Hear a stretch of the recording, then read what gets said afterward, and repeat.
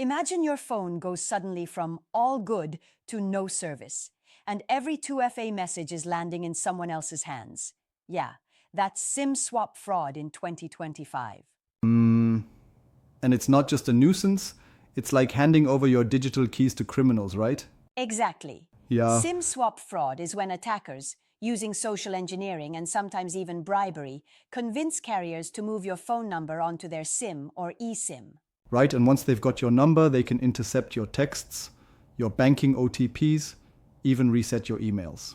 And get this, in 2024, the UK saw a staggering 1,055% jump in reported incidents, rocketing from 289 to nearly 3,000. That's an industrial scale problem. Wow, that's huge. But tell me, what really makes SIM swapping so dangerous besides the numbers? It's the whole attack chain, really. It starts with careful OSINT, data mining from social media, public records, even genealogy sites. Attackers get all the details they need. So it's like they're piecing together a puzzle using our overshared data, right? Exactly. It's like they're collecting bits and pieces until they've got your whole identity. Then they call the carrier pretending to be, well, you. Yeah, they play on the pressure of call centers to bypass basic checks. But isn't this similar to SIM cloning? Not exactly.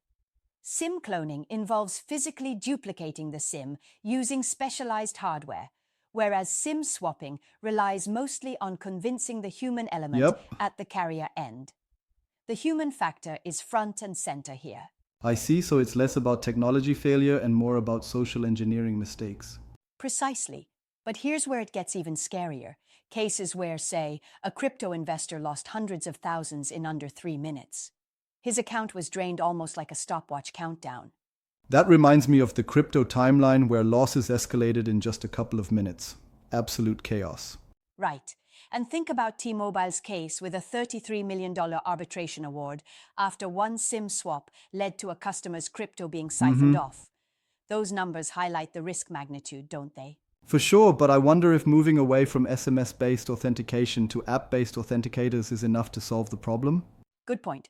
Look, replacing SMS with TOTP apps or even passkeys is crucial. Yeah. Passkeys using public key cryptography really lock down authentication since there's nothing being sent over the network to intercept.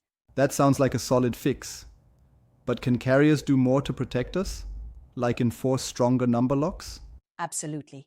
Carriers need to adopt no-port or number lock policies that require in-person verification for any SIM change. Right. They could also integrate real-time risk scoring APIs to catch suspicious port-out attempts instantly. But isn't it challenging to balance strong security with convenience for the user? It is challenging, but the cost of a breach, think financial losses, brand damage, legal fallout, is way higher. The focus should be on layered defenses, technical controls, continuous awareness training, and even simulated voice phishing drills for call center staff.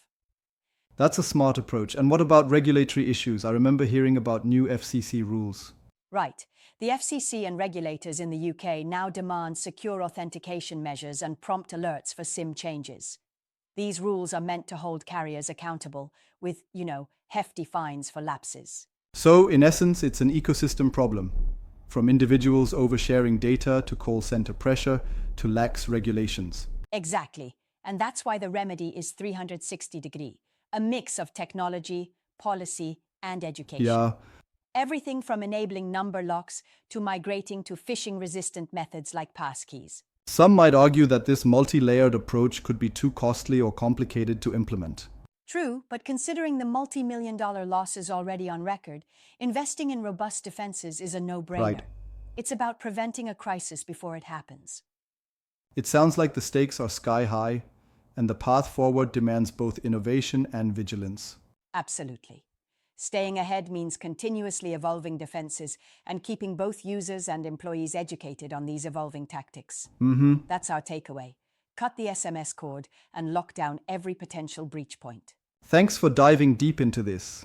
It really shows that SIM swap fraud is not just a tech issue, but a human and regulatory challenge too.